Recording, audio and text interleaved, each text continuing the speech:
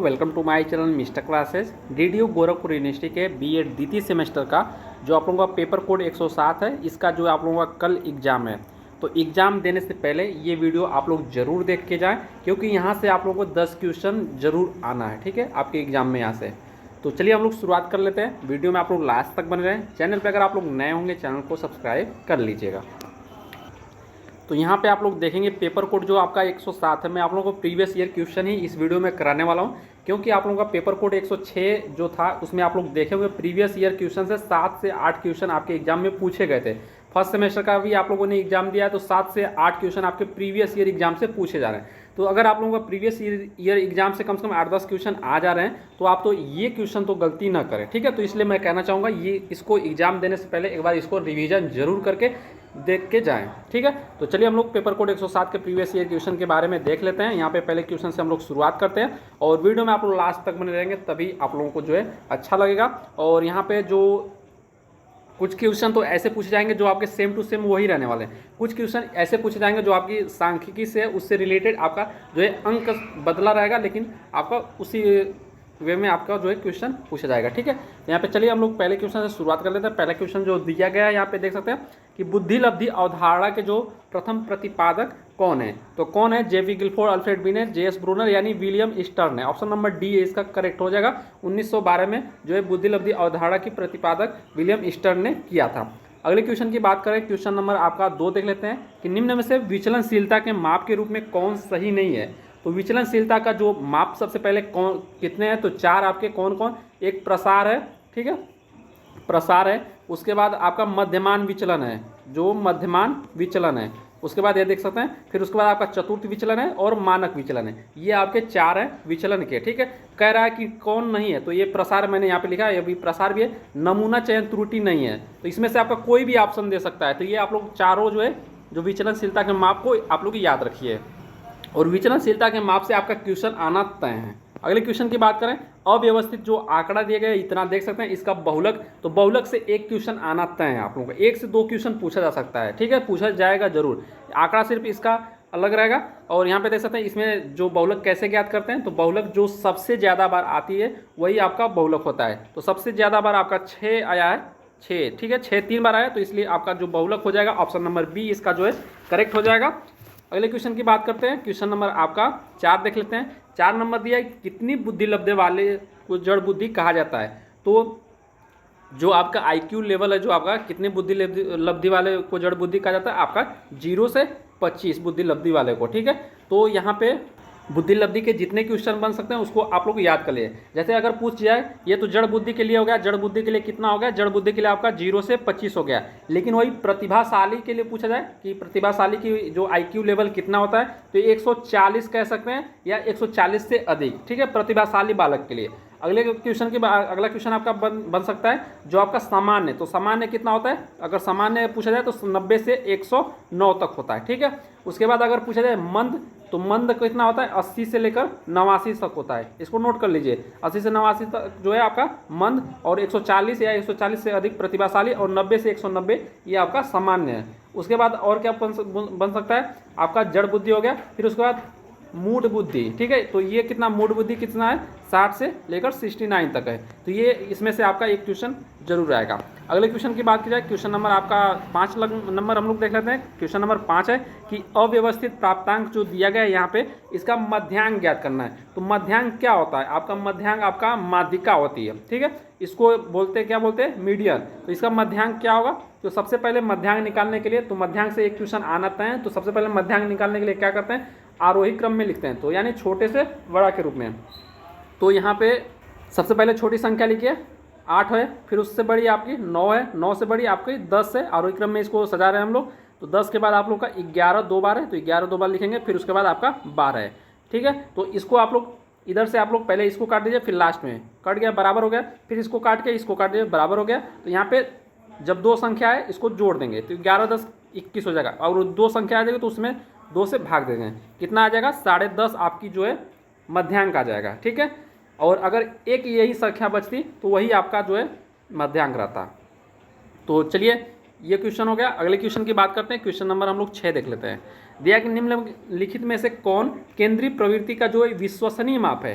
तो केंद्रीय प्रवृत्ति का पूछेगा कितने प्रकार का है, केंद्रीय प्रवृत्ति के कितने प्रकार हैं, तो आपके 3 प्रकार के हैं।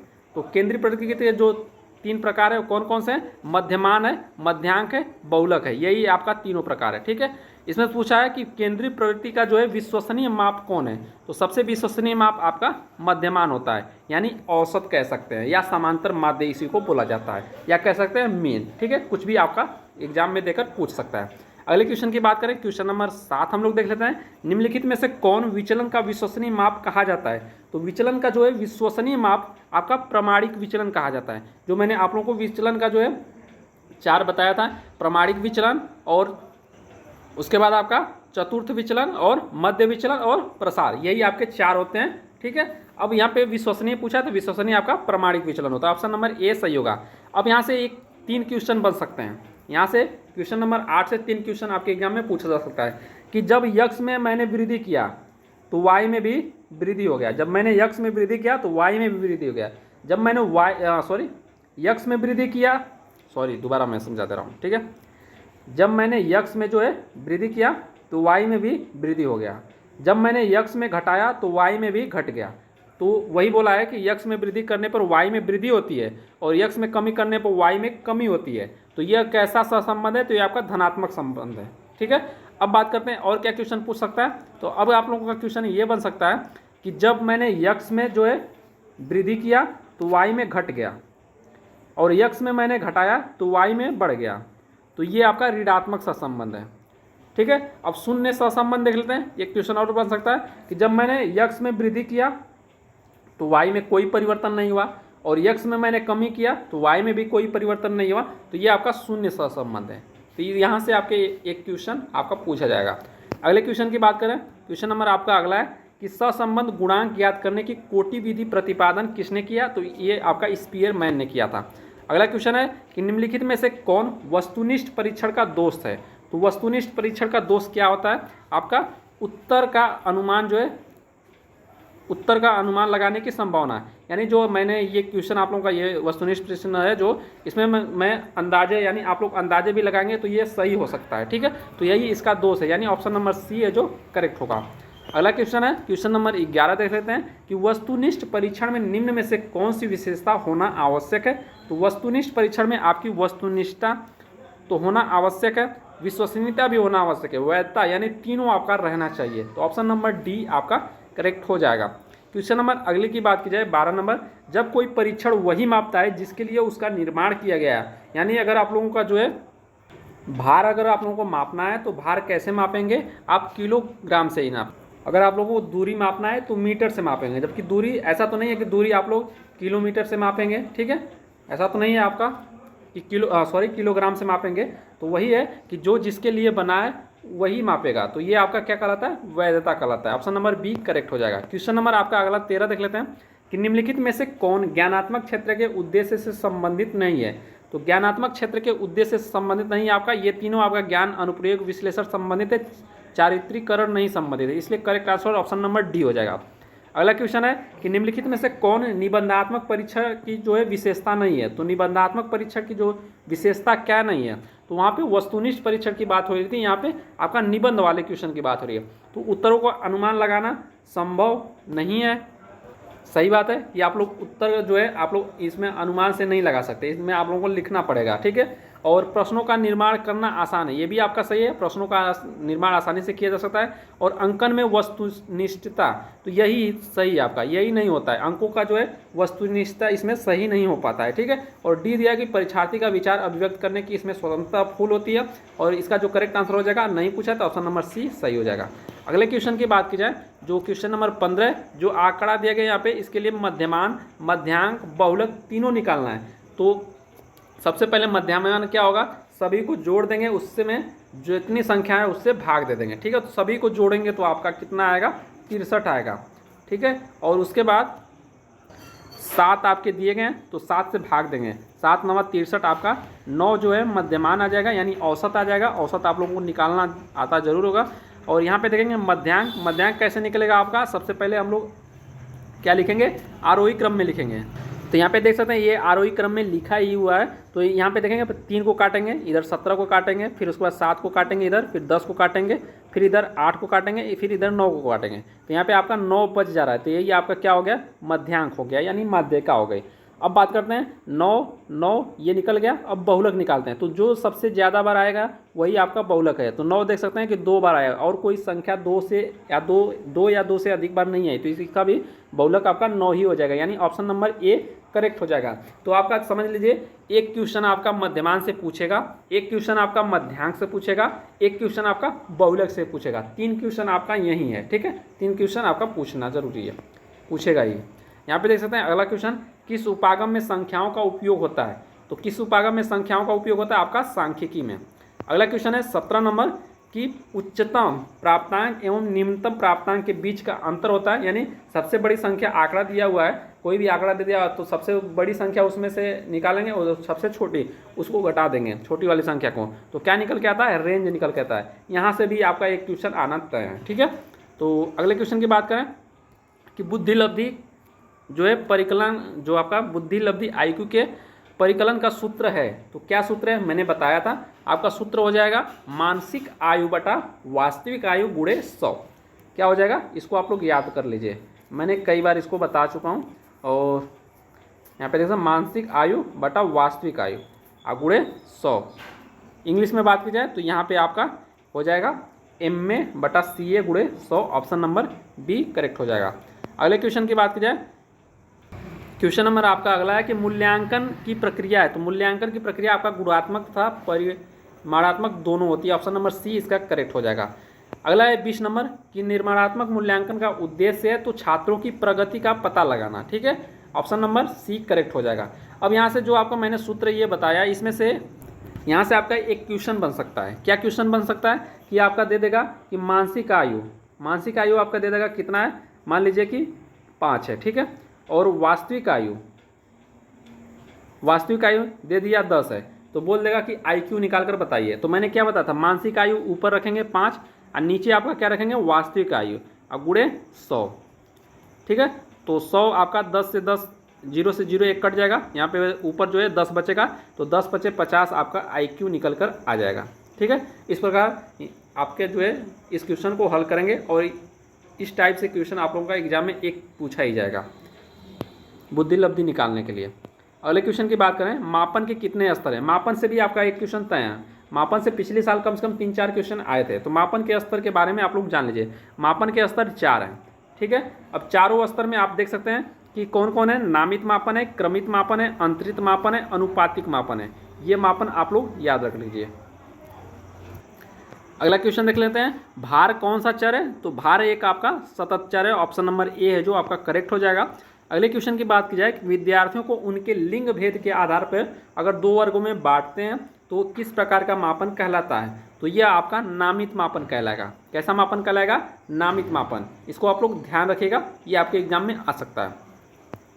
अगले क्वेश्चन है कि कौन सा जो है दीर्घकालीन निर्णयों के लिए आपका महत्वपूर्ण भूमिका अदा करता है। तो ये आपका योगात्मक मूल्यांकन सही हो जाएगा। और अल्पकालीन के लिए पूछा जाए तब संरचनात्मक मूल्यांकन का सही होगा, ठीक है। तो यहाँ से भी आपके क्वेश्चन आना तय है एक। अगले क्वेश्चन की बात की जाए, क्वेश्चन नंबर आपका अगला दिया है कि प्रासंगिक अंतर्बोध परीक्षण के प्रतिपादक कौन है। तो मुर्रे एवं आपका मॉर्गन हो जाएगा। ऑप्शन नंबर ए सही हो जाएगा। यहाँ पे देखेंगे ये क्वेश्चन मैंने बता दिया है आपका आप लोगों को कि केंद्रीय प्रवृत्ति मान कितने प्रकार की होती है। 3 बताया था मैंने, कौन कौन, मध्यांक, मध्यमान और बहुलक। अगले क्वेश्चन की बात करें, अगला दिया कि प्रक्षेपी तकनीकी का जो प्रयोग किसके मापन के लिए किया जाता है। तो प्रक्षेपी तकनीकी का जो प्रयोग आपका व्यक्तित्व मापन के लिए किया जाता है। अगले क्वेश्चन की बात करें, यहाँ से और एक क्वेश्चन आप लोग बताइए कि जो आपका रोस्सा-ध्याब्बा स्याही परीक्षण जो है वो आपका किससे संबंधित है। बताइए, व्यक्तित्व मापन से कि बुद्धि से कि अभिक्षमता किससे है, ठीक है। तो रोस्सा-ध्यायी जो आपका स्याही धब्बा परीक्षण पूछेगा तो आपका व्यक्तित्व मापन से है, उसको लगाएंगे, ठीक है। तो चलिए यहाँ पे अब बात करेंगे अल्पकालीन निर्णयों के लिए। मैंने बताया कि कौन सा मूल्यांकन है आपका, संरचनात्मक मूल्यांकन। ऑप्शन नंबर बी करेक्ट हो जाएगा। 29 नंबर की बात की जाए कि कौन सा मापन का स्तर नहीं है। तो मापन का स्तर मैंने बताया था नामित स्तर, क्रमित स्तर, अनुपातिक स्तर और आपका आंतरिक स्तर, ठीक है। तो ये पूछा है नहीं है तो समानुपातिक स्तर नहीं है। ऑप्शन नंबर सी करेक्ट होगा। मध्यमान किसे कहते हैं। तो मध्यमान किसे कहते हैं, आपका औसत ही होता है। तो प्राप्तांकों का औसत जो आपका होता है वही आपका मध्यमान होता है। ऑप्शन नंबर सी करेक्ट हो जाएगा। अगला क्वेश्चन है, निम्नलिखित में से कौन एक अच्छे परीक्षण की विशेषता से अलग है? तो अच्छे परीक्षण की विशेषता से अलग कौन है? ये आपका अभिक्षमता हो जाएगा और इसका जो करेक्ट आंसर डी हो जाएगा। और ये आपके विश्वसनीयता, वैधता, वस्तुनिष्ठता है आपके अच्छे परीक्षण की जो है विशेषता। अगले क्वेश्चन 32 नंबर की देख लिया जाए। 32 नंबर आपका कि रचनात्मक मूल्यांकन का मुख्य प्रयोजन है। तो रचनात्मक मूल्यांकन का जो मुख्य प्रयोजन आपका सतत मूल्यांकन करना। ऑप्शन नंबर बी करेक्ट हो जाएगा। अगले क्वेश्चन की बात की जाए कि रोस्सा का प्रक्षेपी परीक्षण किसके मापन हेतु है? तो ये आपका व्यक्तित्व मापन के लिए अचेतन परियोजना, ठीक है। इसका जो है करेक्ट आंसर हो जाएगा आपका ऑप्शन नंबर ए है जो आपका करेक्ट हो जाएगा। अगले क्वेश्चन की बात की जाए कि जो दिया है कि दो चरों के बीच सहसंबंध के गुणांक का परिसर है, तो +1 से लेकर -1 तक। ऑप्शन नंबर बी करेक्ट हो जाएगा। निम्नलिखित में से स्थान आश्रित औसत है, तो स्थानाश्रित औसत आपका माध्यिका हो जाएगा। ऑप्शन नंबर बी करेक्ट होगा। अगले क्वेश्चन की बात की जाए कि जो आपका दिया है टेस्ट रीटेस्ट निर्धारण की विधि है, तो ये आपका विश्वसनीयता है। ऑप्शन नंबर बी करेक्ट होगा। प्रसरण का सर्वाधिक अस्थायी माप क्या है? तो प्रसरण का अस्थायी जो है सर्वाधिक माप जो है आपका स्टैंडर्ड डेविएशन है, यानी मानक विचलन। ऑप्शन नंबर सी करेक्ट हो जाएगा। 38 नंबर की बात की जाए कि निम्नलिखित में से कौन सा तरीका किसी प्रघटना विशेष में किसी की रुचि का मूल्यांकन करने के लिए अधिक समुचित है? तो आपका सूची करेक्ट आंसर हो जाएगा। 39 नंबर देख लेते हैं, निम्नलिखित में से कौन सा पद विश्लेषण से संबंधित नहीं है? तो विश्वसनीयता गुणांक। ऑप्शन नंबर सी करेक्ट होगा। और लास्ट क्वेश्चन है 40 नंबर कि एक उपलब्धि परीक्षण के आधार पर एक अध्यापक राम, श्याम और ध्यान को क्रमशः प्रथम, द्वितीय और तृतीय स्थान देता है, तो यह किसका उदाहरण है? तो यह आपका क्रम सूचक माप का है। ऑप्शन नंबर जो है बी करेक्ट होगा। तो यहाँ से आप लोग 40 क्वेश्चन आप लोगों ने जो देखा, तो यहाँ से आपके 40 क्वेश्चन में से कम 8 से 10 क्वेश्चन आपके एग्जाम में आ सकते हैं, ठीक है। तो इसको आप लोग अच्छे से देख लीजिएगा, अच्छे से पढ़ लीजिएगा। और सुबह में आप लोगों को एक वीडियो और अपलोड होगी 5 बजे या 4 बजे के करीब, तो उसको भी आप लोग एग्जाम देने से पहले देख कर जाइएगा। तो आशा करता हूँ आप लोगों को ये वीडियो पसंद आया। सपोर्ट, लाइक, सब्सक्राइब जरूर करेंगे, आप लोग कीजिएगा भी। तो मिलेंगे हम लोग अगले वीडियो में। ओके दोस्तों, जय हिंद।